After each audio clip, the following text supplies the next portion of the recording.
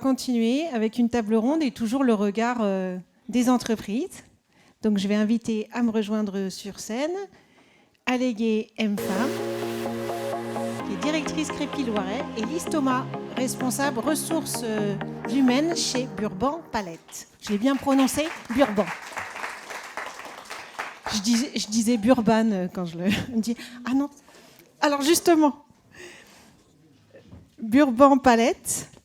Alors déjà, que fait Burban Palette et pourquoi ce nom? Pourquoi Burban Palette? Donc Burban Palette, c'est une société dont on est spécialisé dans le recyclage des palettes en bois. Donc la palette, c'est un produit qui touche l'ensemble des activités, l'ensemble des industries. Et donc nous, on recycle les palettes d'occasion. Voilà. On est, j'en parlerai un peu plus tard, mais on a 30 sites en France, on est 700 collaborateurs. Ok, donc vous êtes aussi dans plein de régions comme le Crépy. Toutes les régions, quasiment, à part l'Alsace, le sud-ouest, mais ça viendra. Ça viendra. Et comment votre chemin a croisé celui de Burban Palette, personnellement? Burban Palette, donc c'était une rencontre déjà de par mes études, où moi j'ai fait une école de commerce, donc je suis originaire d'Orléans, dans le Loiret. J'ai fait une école de commerce, on avait des challenges commerciaux, et donc du coup l'idée c'était de démarcher des entreprises, et à travers ces différents challenges, j'ai pu rencontrer la société Burban Palette. Et puis moi, j'ai plutôt orienté mon parcours sur l'industrie, donc j'ai fait de la distillerie, j'ai fait de l'industrie de luxe en cosmétique, et puis une envie de changement, une envie aussi de me rapprocher, parce que j'avais pas mal de trajets, de me rapprocher d'Orléans. Voilà, donc à travers tout ça, j'ai pu raccrocher avec une entreprise que j'avais connue dans mon parcours plutôt d'études. Bah, ça fait plaisir en tous les cas d'entendre qu'on peut changer de secteur en France et que c'est possible. Tout à fait. Moi, ça me rassure. Allégué, ça fait 7 mois que vous êtes devenue directrice du Crépy Loiret. Qu'est-ce que vous faisiez juste auparavant? Alors bon, j'étais quand même dans l'écosystème Crépy Loiret, puisque alors j'ai fait plein de choses avant, mais je vais me limiter à ce que je faisais avant ce poste-là. J'étais animatrice du réseau Les Entreprises s'engagent, porté par le réseau Crépy Loiret. Voilà, je connaissais déjà un peu la maison et l'environnement. Alors aujourd'hui, dans votre nouveau rôle de directrice du Crépy, qu'est-ce qui vous anime dans cette mission, dans cette nouvelle voie?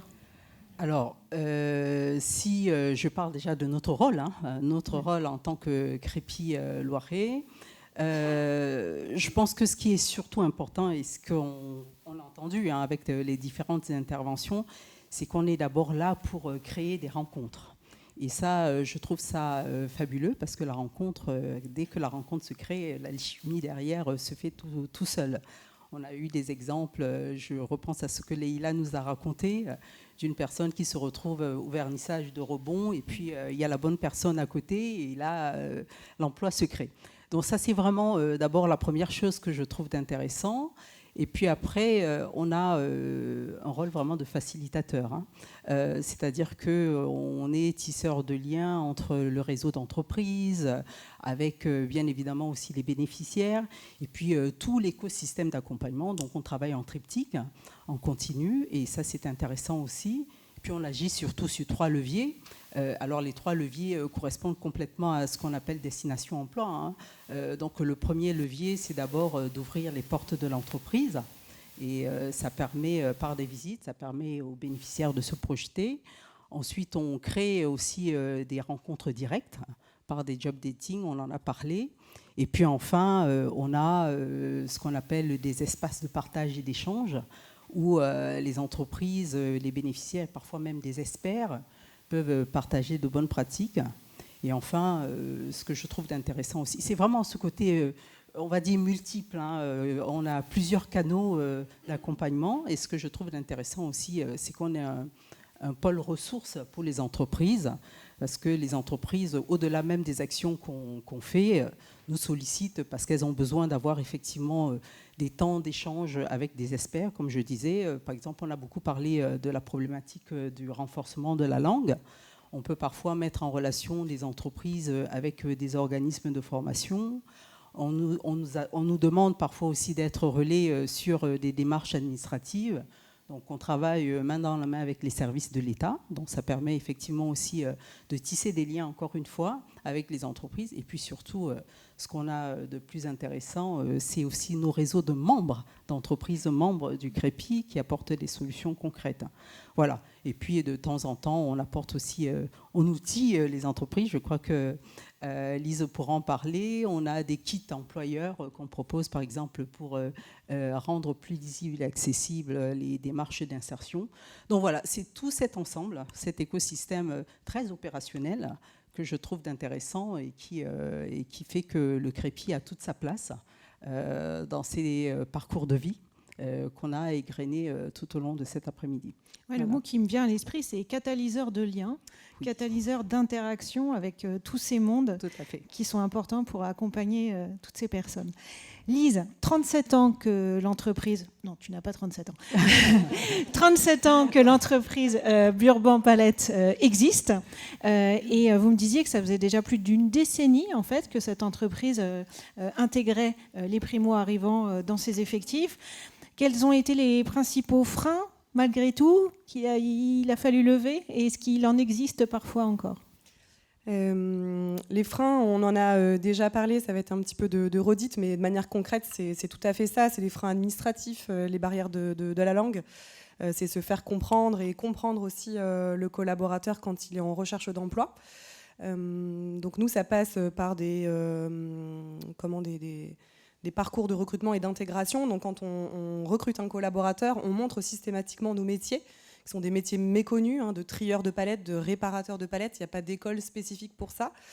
Donc nous, on forme sur le tas. Je reprends un petit peu les propos de Michael Gérard, mais c'est exactement ça. Nous, il nous faut quelqu'un de motivé, bon, sur une autre échelle, mais quelqu'un motivé, qui a envie, qui est présent, et on s'occupe ensuite de son intégration et de sa formation.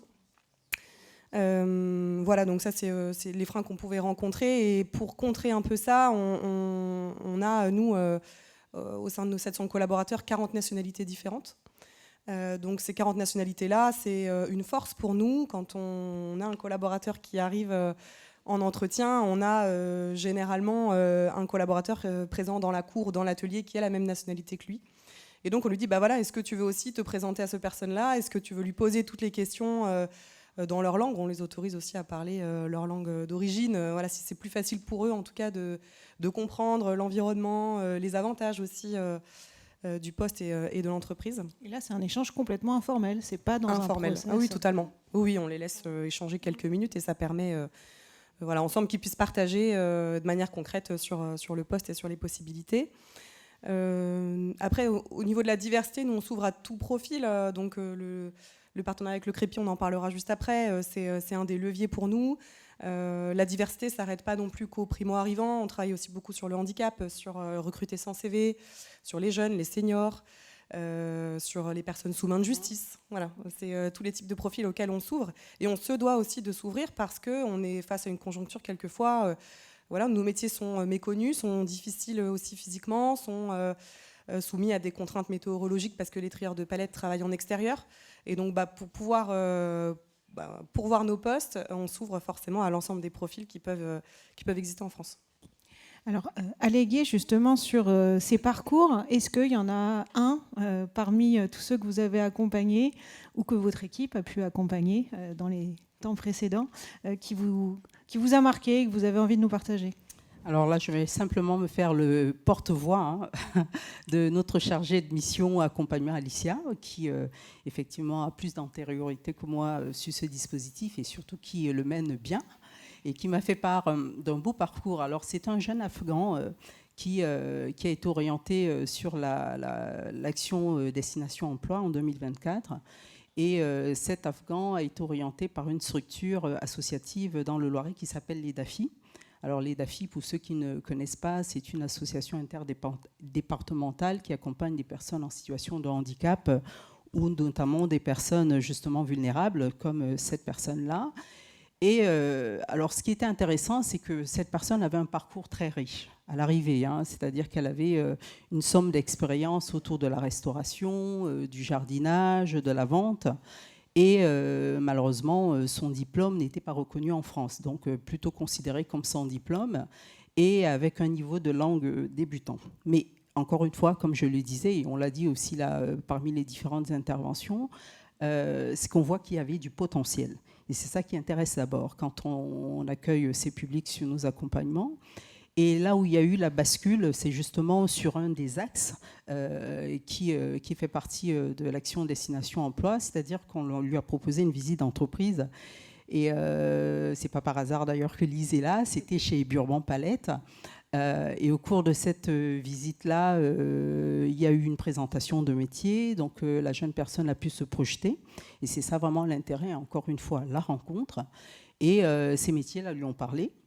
Et suite à la rencontre, il a souhaité, en tout cas cette visite-là, il a souhaité déposer son CV.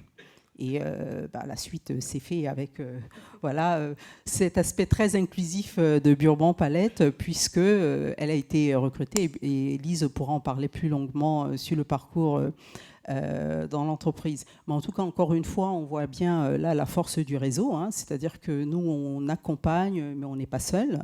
Et c'est cette dynamique-là qui est intéressante, puisque quand tout le réseau se mobilise autour des bénéficiaires, on voit que les choses évoluent vite et bien. Alors justement, côté entreprise, Lise, quel apport a le Crépi concrètement quand on est responsable RH de Burban Palette? Comment les rôles sont répartis et qu'est-ce que vient faciliter le Crépi finalement? Donc le Crépi, à travers l'action Destination Emploi, mais pas que, parce qu'on partage aussi sur d'autres thématiques, c'est un vrai partenaire pour nous. Partenaire de l'emploi, partenaire qui va nous proposer des profils qu'on ne trouve pas par d'autres biais de recrutement, soit par nos annonces, soit par les agences d'intérim qui sont nos partenaires. Et donc dans le cadre aussi de la diversité, nous, c'est une source riche de recrutement et de candidats. On a d'autres partenaires, donc on a le Crépi bien sûr, avec qui on partage assez régulièrement. On a aussi Emmaüs, avec qui on a engagé un partenariat assez conséquents depuis plusieurs années et qui nous ont aussi proposé plusieurs profils prêts à l'embauche.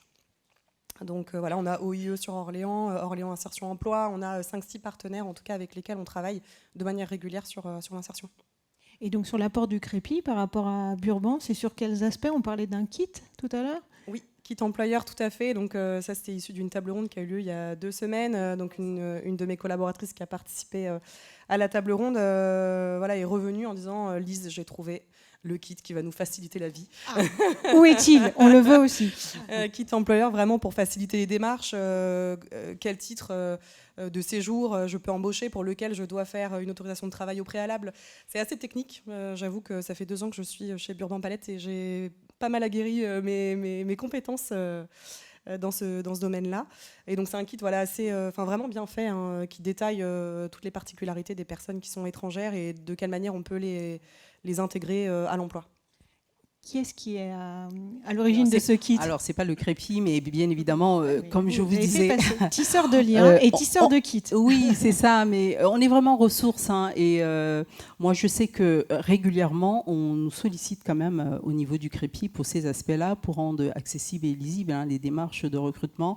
Pas que pour les primo-arrivants, mais dans ce cas précis, effectivement, on a la DETS, hein, donc la Direction départementale du travail, de l'emploi et des solidarités du Loiret, qui nous avait proposé ce kit employeur qui venait précisément du service de l'intégration aux réfugiés, qui nous a proposé le kit, nous l'a présenté, et l'idée c'était que derrière, à chaque fois qu'on aurait des liens avec les entreprises, qu'on puisse leur présenter ce kit. Donc j'ai profité justement de la table ronde qu'on a faite sur Destination Emploi pour le présenter, et puis j'ai vu que ça a créé beaucoup d'engouement. Et j'ai adressé à tout mon fichier entreprise simplement le kit que Lise a reçu. Bon, voilà, vous avez le retour concret de ce que ça peut apporter. Et puis, de temps en temps, il y a des entreprises qui m'appellent aussi. Je pense aussi notamment à l'entreprise Honda France Manufacturing, qui m'a appelé récemment en me disant on a embauché 4 personnes d'origine étrangère, mais qui ne parlent pas la langue française, mais on aimerait renforcer leur niveau de langue, mais plutôt côté entreprise, c'est-à-dire en étant salarié. Donc, ils ne savaient pas par où commencer. Et nous, on a un réseau d'organismes de formation. Donc, j'ai mis en relation cet organisme de formation qui a fait une proposition très adaptée à leurs besoins, hein, en fonction des horaires de travail, etc.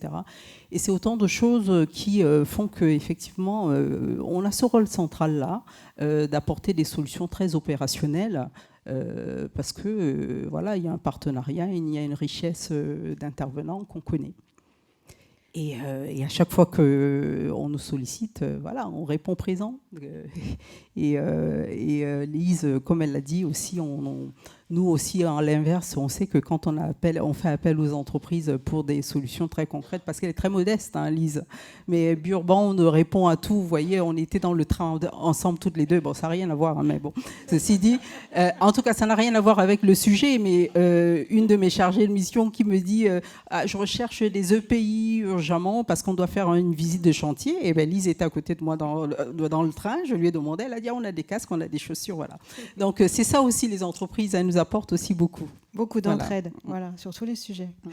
Lise, chez Burban, du coup, vous avez pas mal de durée par rapport à ces salariés que vous intégrez. Est-ce que sur les personnes qui restent, il y a des clés de succès qui fait que la personne, elle va avoir plus de chances de rester plus longtemps chez vous, si on parle plus de recrutement durable sur ces profils-là? Oui, sur le national, on a recruté en tout une 30aine de profils primo-arrivants, dont une 15aine sur le site d'Orme. Donc l'idée, c'est de les accompagner, de continuer à les faire évoluer et de les considérer. Enfin, on parle aussi de recrutement, mais surtout d'inclusion. Donc c'est de les considérer comme des collaborateurs lambda, et on ne fait pas forcément de différence dans la considération du collaborateur, même si on va forcément avoir un accompagnement qui va être différent, notamment sur la partie administrative, sur la langue pour laquelle on peut faire appel à des formations en externe, soit ils utilisent leur compte CPF, soit nous on les intègre dans le cadre du plan de formation. Et après, on les fait évoluer sur différents postes. J'ai en tête aussi un collaborateur qui avait intégré en tout cas l'entreprise en tant que primo arrivant et qui a évolué au fur et à mesure des années. Et donc pour terminer, qu'est-ce qui vous anime chacune dans l'exercice de votre activité? Allégué? Alors, je vais reprendre encore, m'appuyer sur la dynamique collective, hein, parce que moi, ce que je trouve vraiment de génial, c'est quand une entreprise s'engage, et qui ne s'engage pas simplement en tant qu'entreprise qui recrute, mais qui dépasse son rôle justement d'employeur et qui devient un acteur aussi de l'insertion. Ça, je trouve ça génial. Et bien évidemment, quand le bénéficiaire trouve sa place, c'est très important. Et en général, on dit que l'insertion, c'est un défi. Mais quand on regarde concrètement le terrain, on voit que quand les conditions sont réussies, les parcours aussi se construisent plutôt favorablement. Donc c'est tout cet écosystème-là vraiment qui m'anime. On n'est pas seul. Et au final, on voit des parcours de vie qui évoluent. Et je dirais que c'est vraiment ça qui nous donne envie de continuer parce que c'est très concret. On n'est pas... on a parlé d'humains, mais voir des gens qui, surtout sur ces publics primo-arrivants, parce qu'on sait que c'est des parcours de vie très compliqués. Hein, des gens, on parlait de cet Afghan là, qu'on a cité tout à l'heure. Lise avait encore plus d'éléments sur cette personne qui dit qu'elle est partie de son pays à pied. Donc on imagine un peu ce que ça représente comme envie de s'en sortir. Alors quand on a effectivement ces rencontres, ces structures Crépi, autres et entreprises main dans la main qui accompagnent, moi je me dis voilà, on se sent, ça nous dépasse, voilà, et on se dit ensemble on essaye d'aller plus vite et encore plus fort et c'est génial, voilà. Élise, pour terminer. Pour terminer, je voulais aussi compléter ce que disait Allégué, c'est tout à fait ça. Donc, ce jeune s'appelle Ezatoula, qu'on a embauché, du coup, qui est afghan. Et pour en avoir discuté aussi avec lui, oui, c'est quelqu'un qui est parti à pied, qui a traversé 10 pays, qui a marché des jours et des jours et des jours, qui a trouvé des solutions, qui a eu une envie de s'en sortir. Ce que je retrouve aussi dans ces profils-là et ce qui m'anime et me donne envie de poursuivre, en tout cas dans cette voie-là, c'est leur détermination, c'est leur fidélité, pardon. Et c'est aussi des personnes qui ont beaucoup de loyauté envers l'employeur. C'est cette personne-là ou cet employeur-là m'a donné la chance de raccrocher à l'emploi. Et derrière, eux, ils font vraiment le lien. Vous parliez un peu de passion, de pro-perso, et eux, ils ont aussi cette reconnaissance dans leur vie personnelle. Parce que là, aujourd'hui, Ezatoula, il est tout seul en France, il a sa femme en Afghanistan. Le projet, c'est que sa femme puisse le rejoindre. On l'a embauché début 2025, donc c'était encore assez récent, mais les démarches vont arriver. Et c'est ça, je m'en sors. Aujourd'hui, mon salaire me sert à faire vivre ma famille qui est en Afghanistan. un autre salarié aussi qu'on avait embauché via le biais d'Emmaüs qui s'appelle Ibrahima Diallo, qui est arrivé trieur, qui a évolué cariste au bout d'1 an et demi. Lui, ça fait 6 ans qu'il est dans l'entreprise. Et Ibrahima, il a démarré, il vivait dans un logement d'urgence. Aujourd'hui, grâce à Action Logement aussi, parce qu'on n'a pas parlé du logement, mais il y a aussi d'autres partenaires en France, au national, avec qui on partage beaucoup et sur lesquels on s'appuie pour accompagner nos collaborateurs, même dans leur vie personnelle. Après, c'est toujours la limite de l'entreprise. Et moi, je trouve que voilà, c'est aussi notre rôle de pouvoir donner toutes les clés pour assurer stabilité. Et un collaborateur qui dort au chaud et qui a de quoi se faire à manger le soir, et c'est un collaborateur qui est présent le lendemain et qui continue aussi de s'investir dans l'entreprise. Donc voilà, moi, c'est ce qui m'anime au quotidien et ce qui me donne aussi envie de continuer dans des missions de partage et d'insertion. Merci beaucoup pour vos retours d'expérience et témoignages. Merci.